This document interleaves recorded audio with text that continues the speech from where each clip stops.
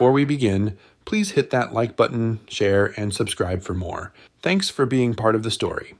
It happened a long time ago, back when I was a high school senior. I remember it clearly. It was during the cool season. Everyone at school was getting busy because the annual sports festival was approaching. That event was one of the highlights of the year, something every student looked forward to. At that time, I was in charge of preparing the cheer stands and decorations after school. Essentially, I had to craft most of the props and displays. My classmates and I would gather each afternoon, cutting, painting, and assembling pieces until about 7 p.m. One particular Friday, after finishing school, I climbed onto my motorcycle, ready to head home, a little outside the city. Normally, the ride would take no more than half an hour, but that evening, traffic was suffocating. Friday nights in the city were always bad, but this was worse than usual. Streams of cars, motorbikes, and pickup trucks jammed every lane, crawling at a snail's pace. People were out to eat and drink after a week of work, and the streets were a mess. I sat there on my motorcycle for a while, inching forward, until my patience ran thin. I knew a shortcut I had taken once or twice before. It ran alongside an irrigation canal, cutting through the edge of the district. Locals hardly used it because it was desolate. Pitch black after sunset, no streetlights, no traffic, nothing but weeds and the quiet ripple of water. Worst of all, the road was rough, but that's exactly why I took it. It was faster, and I was confident I could handle it. I veered off the main road onto the canal path. The city noise faded, replaced by frog croaks and the occasional rustle in the tall grass. The air was cool, brushing my face, and for some reason I felt unusually calm. Maybe it was exhaustion or the soothing night breeze, but instead of rushing home, I felt like slowing down and staying outside. After all, it was Friday. Near the middle of the road, I noticed a small roadside shop. On impulse, I pulled over, bought a drink, went further up, and sat near the canal. The world felt still, almost suspended. The water reflected faint fragments of moonlight, and the night was cool. By then, it was near 8 o'clock. Without streetlights, it was so dark you couldn't even see your hand if you stretched it out. To break the gloom, I lit a small candle I had with me, placing it beside my drink. Its faint glow barely lit anything. As I sipped and relaxed, I started humming an old favorite song. Suddenly, I noticed movement in the shadows. A girl stepped out of the darkness. I hadn't seen her approach. I couldn't even tell where she came from. One moment, the canal path was empty. The next, she was there, walking slowly toward me. She wore a red blouse and black shorts. Her skin was pale, almost unnaturally so, and her face had delicate Chinese features. She looked no older than 18 or 19. She approached and complimented me, saying my singing was beautiful. At first sight of her, I was immediately drawn in, so much so that I didn't feel danger or suspicion and let my guard down. She was exactly my type, gentle, approachable, and friendly. My heart raced with excitement and curiosity. Without hesitation, I invited her to sit beside me. She came closer and sat gracefully, as if she had planned to join me all along. Our conversation started easily, flowing over casual topics. She was warm, engaging, and seemed comfortable talking to a stranger in the middle of the night. I felt overjoyed. Here was someone who appeared out of nowhere, yet spoke to me as if we had known each other for years. Yet something about her was peculiar.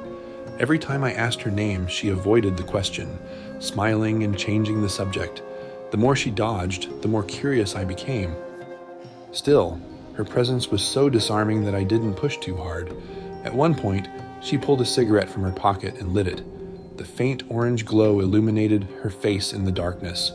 I was a smoker myself, and the sight made me reach for my pack. But when I checked, it was empty. So I asked if I could have one of hers. She handed me a cigarette, and immediately something felt odd. The pack looked old-fashioned, the kind you'd expect from decades ago, plain, with no warning labels or images. It was as if the pack belonged to another era. Curious, I asked what brand it was. She answered softly, Rainforest. I frowned. I had never heard of such a brand. I commented that I'd never seen it before, but she only smiled. When I lit it, the scent hit me, a strong, old-fashioned aroma, the kind of cigarette I remembered older men smoking when I was a child. It was strangely nostalgic but unsettling at the same time. Half teasing, I said, "You're still so young, yet you're smoking cigarettes for old folks, like a grandpa." She smiled faintly and replied, "Of course. I've been around a long time." Right after those words left her lips, she hiccuped. Her response sounded strange, but I brushed it off, thinking she was just joking around like any other teenager might. We continued talking and seemed to get along very well. After a while, having had a pleasant conversation, it was about time to leave. The girl stood up, turned, and began walking away. I tried to follow her with my eyes, hoping to see where she would go, but the darkness swallowed her up quickly. One second she was walking toward a tree, and the next she vanished completely as soon as she passed it, leaving no trace that she had ever been there. After seeing that girl disappear from sight, I didn't think much of it at first. I simply assumed she had taken some path I couldn't see or returned to a nearby house I hadn't noticed, so I rode my motorcycle home as usual.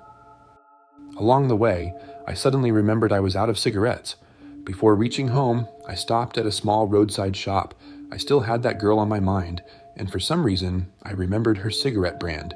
She had been smoking a brand I rarely saw. Curiously, I asked the shopkeeper if she carried it.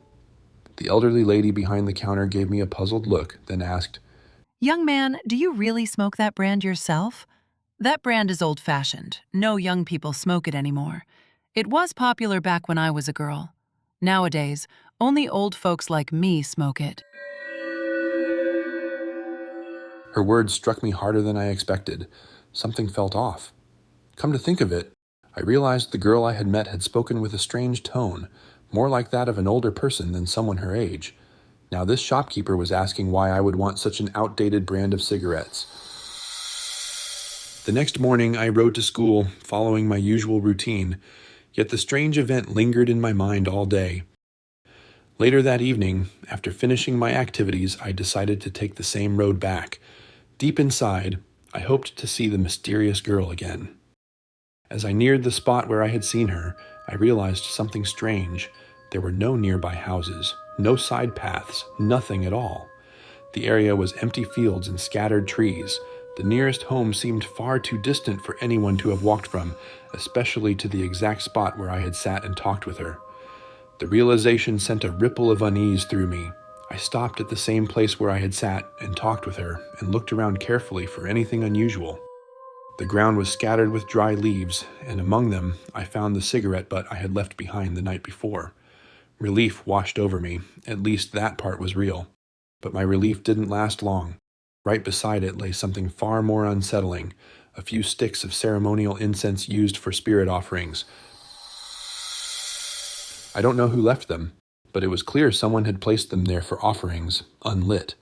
Confused, I turned slowly, scanning for more clues. My eyes caught something beneath a large tree, the very tree toward which the girl had vanished. I approached carefully, each step feeling heavier than the last.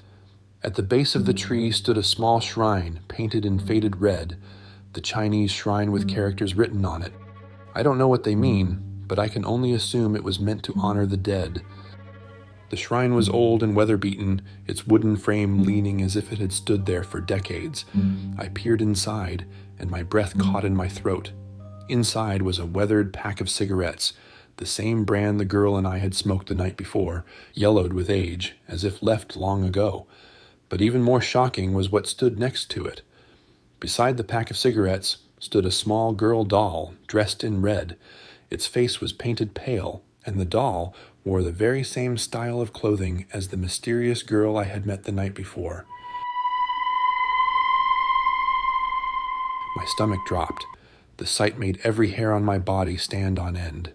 In that instant, I knew with chilling certainty that what I had seen the night before was not ordinary. Could the doll have actually appeared as a real girl the night before? Then it happened. The sharp smell of cigarette smoke suddenly filled the air. The exact same brand, the same sharp, acrid scent I remembered from that night. Yet there was no one anywhere nearby, silent except for the faint rustling of leaves. Terrified, I tried to steady myself. I started my motorcycle with shaking hands. The engine's roar broke the silence. Without daring to look back, I sped away, the smell of smoke still clinging to the night air as though chasing me. From that night on, I never used that road again. I still wonder, who was that girl who handed me the cigarette?